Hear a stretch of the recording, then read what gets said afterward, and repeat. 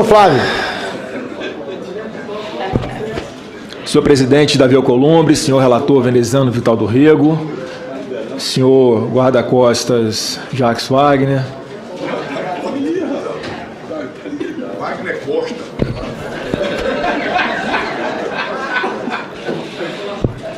doutor Cristiano Zanin. Presidente, eu tenho dificuldade de ouvir algumas coisas aqui e não reagir. E depois que eu ouvi algumas falas, só me vem uma frase à cabeça que era atribuída a Winston Churchill. Parece que não é, mas faz todo sentido, uma frase dita lá atrás, né, que os fascistas do futuro chamarão a si mesmos de antifascistas. E uma outra frase que eu ouvi aqui também, que eu achei muito interessante, vai na linha do que eu vou indagar ao senhor, doutor Zanin. As pessoas, eu não sei se é exatamente isso, né, mas foi o que eu anotei aqui, as pessoas apontam o cisco no olho do outro, mas não enxergam o tronco no seu próprio olho. E isso vai muito na linha do que foi dito aqui também, de reconciliação nacional, tentativa de reconciliação nacional. E eu vou ler aqui rapidamente, doutor Zanin, alguns trechos de uma matéria do portal Exame de junho de 2017, com o seguinte título, né? Por 4-3, TSE livra a chapa Dilma Temer de cassação. Acho que não era o senhor advogado na época do partido, né? Mas não é o importante no que eu quero tratar aqui. Passando ali os trechos aqui. 2 anos e 7 meses depois da abertura de processo, chega ao fim o julgamento da ação que pedia cassação da chapa formada por Dilma Rousseff e Michel Temer, por abuso de poder político e econômico nas eleições de 2014 no TSE. Por 4-3, a chapa foi absolvida pela Justiça Eleitoral. O voto de Minerva, veja bem, presidente Davi Alcolumbre, foi dado pelo presidente do TSE, ministro Gilmar Mendes, que desempatou o julgamento ao votar pela absolvição da chapa. Uma decisão crucial nesse processo foi a de deixar de lado informações das delações premiadas feitas por executivos da empreiteira Odebrecht e pelo casal de marqueteiros João Santana e Mônica Moura. Sem esse material como provas, a denúncia ficou muito enfraquecida. Esta foi uma discussão que consumiu bastante tempo dos ministros e que foi determinante para o resultado. Os ministros que votaram a favor da condenação da chapa foram Herman Benjamin, Luiz Fux e Rosa Weber. Aqueles contrários à condenação foram Gilmar Mendes, Admar Gonzaga, Tarcísio Vieira, coincidentemente hoje advogado do Bolsonaro, e Napoleão Maia. Os dias de julgamento, iniciado na noite de terça-feira, foram marcados pela oposição entre o ministro e o relator Herman Benjamin e o ministro-presidente do TSE, Gilmar Mendes. Os dois oscilavam na troca de elogios e alfinetadas. Uma das mais simbólicas discussões entre os dois aconteceu no primeiro dia. Mendes afirmou que o TSE caça mais mandatos efetivos do que se fazia na ditadura. Vou repetir as aspas aqui do ministro Gilmar Mendes. O TSE caça mais mandatos eletivos do que se fazia na ditadura. A argumentação dos dois ministros contrários ao uso das delações do Odebrecht, Gilmar entre eles, era de que a petição inicial não falava sobre Caixa 2. Usar isso no julgamento implicaria extrapolação da demanda da petição inicial. Né, salvo engano, é o princípio da preclusão consumativa. Ou seja, usar provas após o prazo legal dentro de um processo para condenar alguém. Com a decisão de não levar em conta as delações, portanto, a denúncia perdeu forças e a votação inocentou a chapa formada por Dilma Rousseff e Michel Temer. Michel Temer continua na presidência da República. E foi exatamente isso, doutor Zanin, que permitiu a indicação do senhor Alexandre de Moraes para o Supremo Tribunal Federal.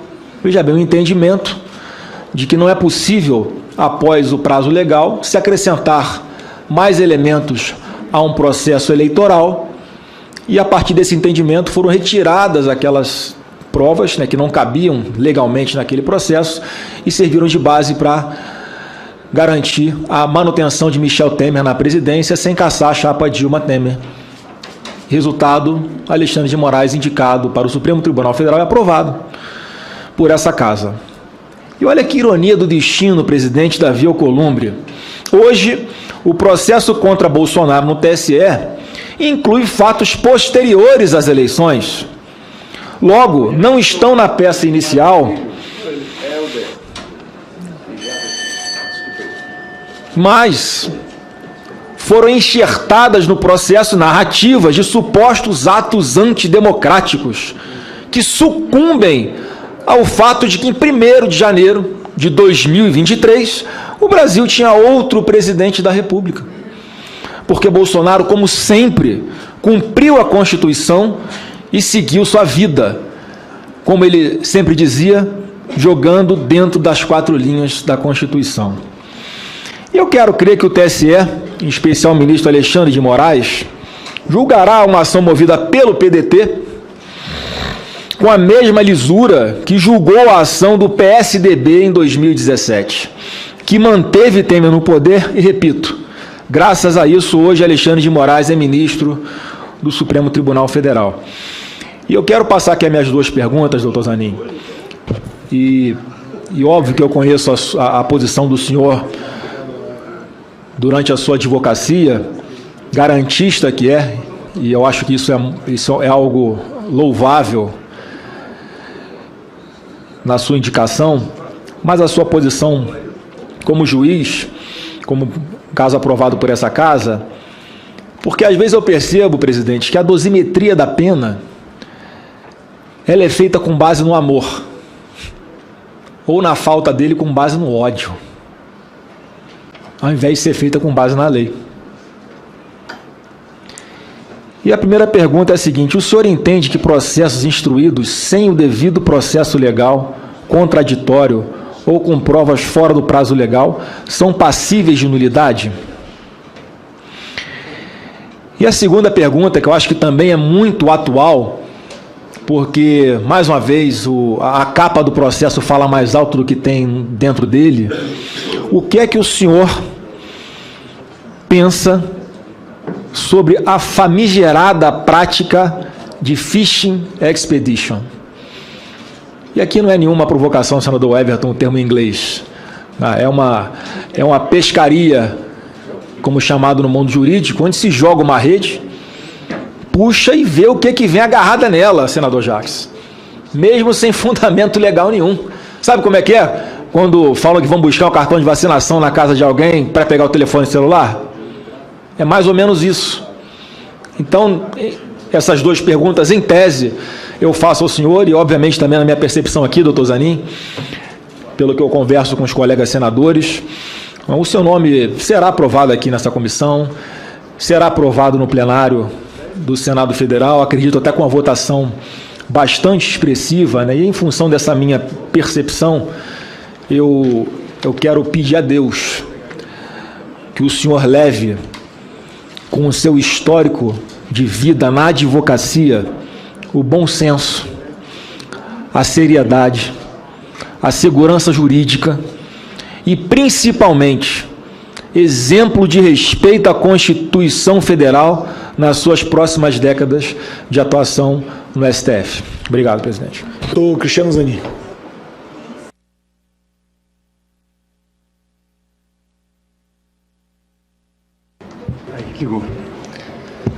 Obrigado, senhor presidente.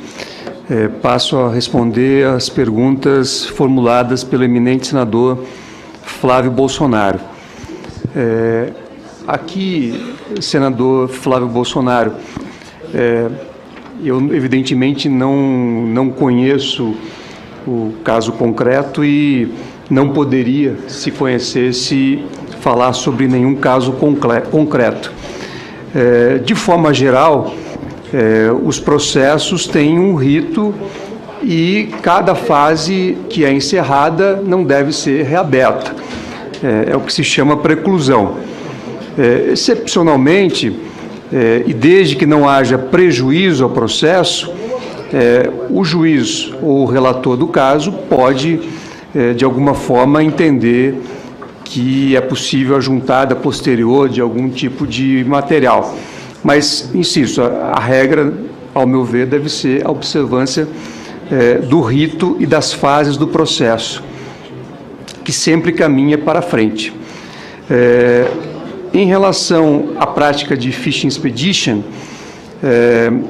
é uma prática que deve ser condenada, porque o Estado não pode eleger alguém como alvo e depois buscar provas contra esse alvo.